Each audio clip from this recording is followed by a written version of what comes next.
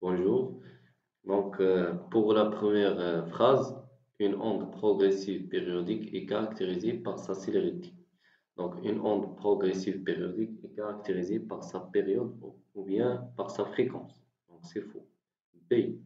Un milieu est dispersif si la vitesse de l'onde dépend de sa période t.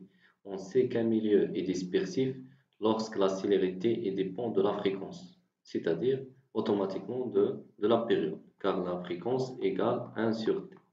Donc, si la célérité dépend de la fréquence, donc elle dépend de la période. Donc, c'est vrai.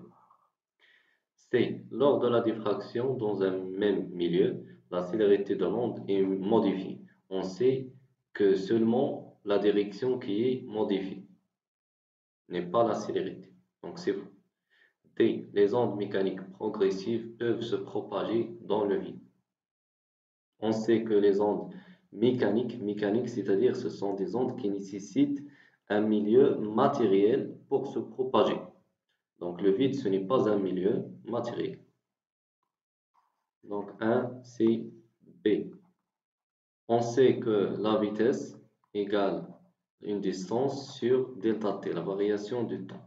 Ici, on a entre R2, la distance R2 et R1, on a T2 moins T1. Donc on peut dire que V égale R2.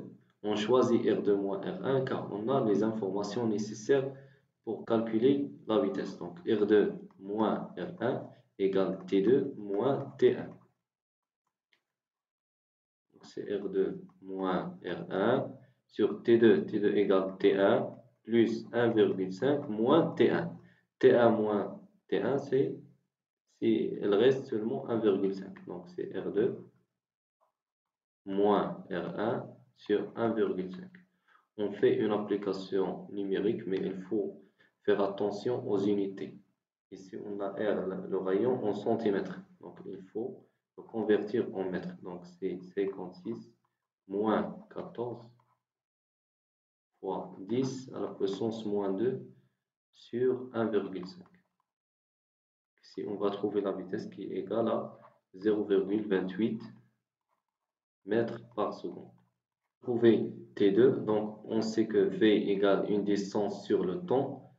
Lorsque l'onde arrive à R2, donc le temps c'est T2. Donc R2 sur T2. T2 égale R2 sur V. R2 égale 56 fois 10 à la puissance moins 2 sur 0,28 qui est égal à 2 secondes. Ici, on a la vitesse qui est égale à racine carrée g fois h. On sait que la vitesse, c'est une distance sur le temps. Donc, il faut appliquer les équations en dimension pour trouver que la vitesse égale une distance ou bien une longueur sur le temps. Donc, ici, on a racine carrée g, c'est le mètre par seconde au carré, c'est-à-dire une distance ou bien une longueur sur le temps au carré, sur une unité de temps au carré, fois h c'est une longueur,